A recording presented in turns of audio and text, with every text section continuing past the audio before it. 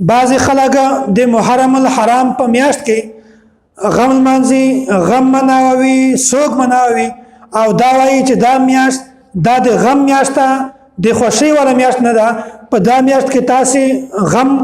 مناوي په دا میاشت کې تاسو خوشي مناوي ځکه چې په دې میاشت کې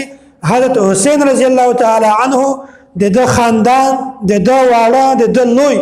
دا ټول په ظلم سره په بيدردۍ سره شهیدان کړي دي دی وجناتا تاسو په دغه میاشت کې غم مناوي خوشي کله هم مناوي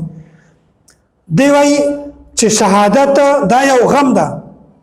حضرت حسین رضی الله تعالی عنه شهید کړو غم ده د دی وجنه دی په دارس باندې غم مناوي حالانکه د دې خبرې د شریعت سره هیڅ تعلق نشته بے بنیاد خبره ده نو دا خبره تاسو په ذهن کې وساتئ چې شهادت دا د الله تعالی دی طرف نه یو د سعادت او د خوشي ول شي ده کچېره دغه شهادت د الله تعالی دی طرف نه د خوشي ول یا د سعادت ول شي نه وي نو الله تعالی رسول او صحابه کرام با کله هم د شهادت تمنا نه وای کړي خو رسول الله صلی الله علیه وسلم او صحابه کرام رضوان الله تعالی علیهم اجمعین دغه د شهادت تمنا کړي و دغه دا معلومه شوه چې شهادت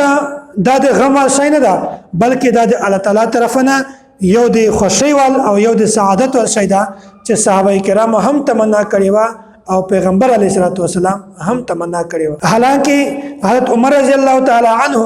دبا همیشه د شهادت حاصل اورو لپاره د دعا وختله او د حضرت خالد بن ولید رضی الله عنه دا همیشه ټول ژوندۍ په جهاد کې تیر کړه صرف ته شهادت د حاصلولو لپاره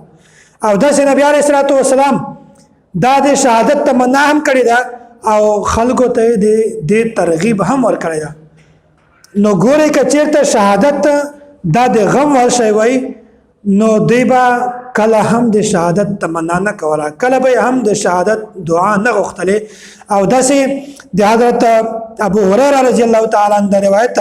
او رسول الله صلی الله علیه وسلم فرمایي دا حدیث ته وای زه دا غواړم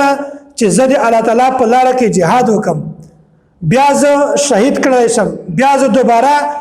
ژوندۍ کړی شم او زه بیا دوباره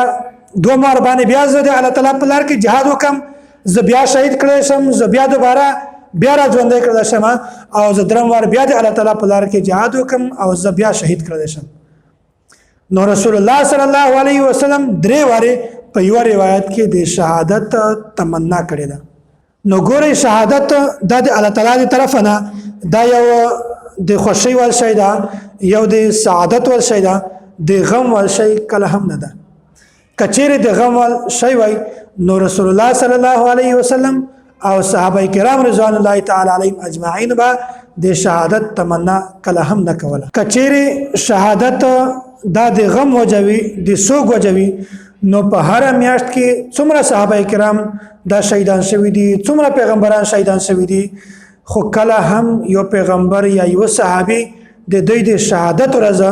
دا به تور یادګار کله هم نه مناو کړي او دا حضرت علی رضی الله تعالی عنہ شهید شوی دا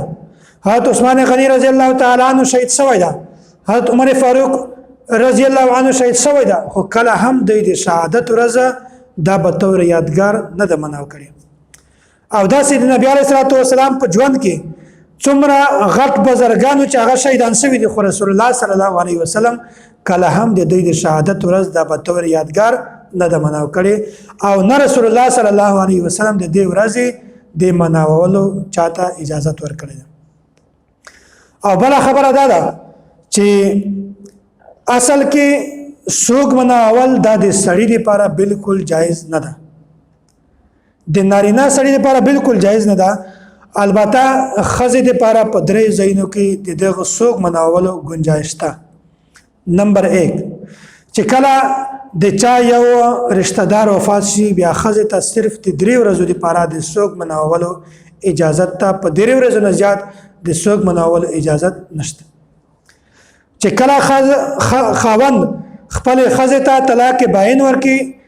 بیا دغه خزه لپاره د عدت کوم وخت هغه د سوق ده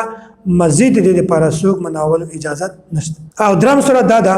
چې کله د یوې خزه خاوند وفات شي بیا د عدت چې کوم وخت په هغه کې څوک مناولو اجازه ته